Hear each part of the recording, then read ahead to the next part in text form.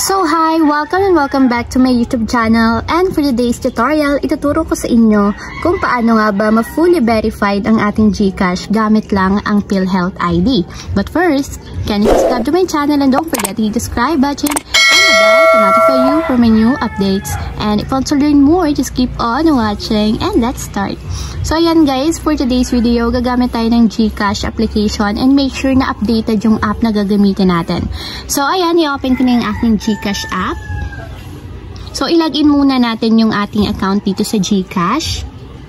Then after yun guys, pagka-open ng ating GCash, pumunta lang tayo sa pinakang profile. And kung makikita nyo guys, fully verified na yung aking account. So dati kasi is wala pa akong mga valid ID. Ang ginamit ko lang noon is PhilHealth, kaya naging fully verified ang aking GCash account. Pero ngayon guys is nagpagawa na kasi ako ng mga ID. So yung iba kong account is mga primary ID na yung ginamit ko para makapag-verify sa ibang account.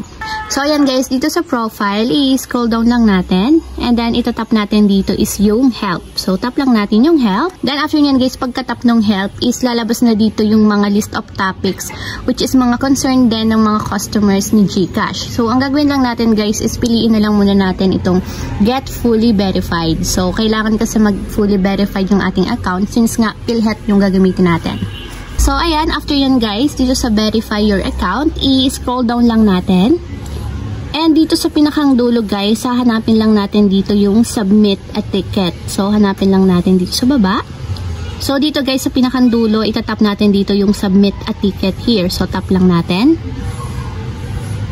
So ayan guys, dito naman is maglalagay tayo or pipilapan natin yung information na kailangan natin para makapag-submit tayo ng ticket kay GCash. Which is ang concern nga natin is makapag-submit tayo ng PhilHealth ID para ma-verify ang ating account.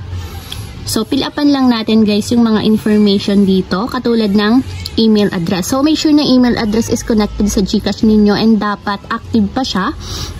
And dito naman sa GCash, registered full name is ilalagay nyo lang yung full name ninyo sa GCash. And dito naman is isa-select lang natin yung country natin, so Philippines.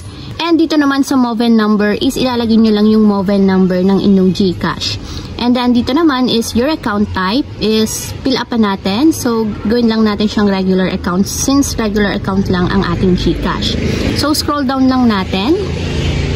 And dito naman guys is ID submitted for verification. So pipiliin lang natin guys dito yung ID submitted for verification. So since nga wala dito yung PhilHealth, kung makikita nyo naman, ang pipiliin natin dito is yung others. So, tap natin yung others. And dito naman, ilalagay natin yung PhilHealth ID sa specify here. So, lagay lang natin yung PhilHealth ID.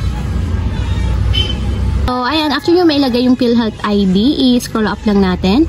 And dito naman is, kindly provide all the details that will help to assist you with the concern. So, dito naman guys, is ilalagay na natin yung pinakang concern kung bakit tayo magsasubmit ng ticket. So, napakasimple lang guys. Ang ilalagay lang natin dito is, kunwari, Hi GCash, I want to submit my PhilHealth ID for the account verification on my GCash account. Thank you. So, ayan guys, napakasimple lang ng ilalagay nyo. So, pwede nyo gayahin yung format ng pagkakalagay ng sa akin. So, nakalagay is, Hi GCash, I want to submit my PhilHealth ID for the account verification on my GCash account. Thank you. So, kahit ganyan lang yung ilagay ninyo guys sa inyong concern and maiintindihan naman na yan ni GCash. So, scroll up lang natin and kailangan guys, i-attach natin dito yung picture ng ating PhilHealth ID dito sa attachments. So, itatap lang natin dito yung add file or draft files here. Tap lang natin and pipiliin lang natin yung picture ng ating PhilHealth ID. So, ayan guys, nakalagay na dito yung pinili kong picture ng aking PhilHealth ID. So, double check nyo guys yung details para hindi tayo magkamali pag magsasubmit na tayo kay GCash. So, kapag okay na, itap na natin yung submit. So, ayan guys, after nyan, magwa-wait na lang tayo kay GCash and lagi nyong i-check yung inyong email kasi within 7 days or within 7 working days, mag-i-email sila regarding sa sinubmit nating ticket or kung approve ba sa kanila yung isasubmit natin na PhilHealth ID. So, magwa-wait lang tayo guys ng 7 days kasi i-review pa yan ni GCash. So, ayun lang guys, ganun lang kasimple kung paano nga ba mag-fully verified ang GCash gamit lang ang PhilHealth ID. If you have a question, comment down below and don't forget to hit the subscribe button and the bell to notify you for my new updates. And thank you for watching! Living life every day.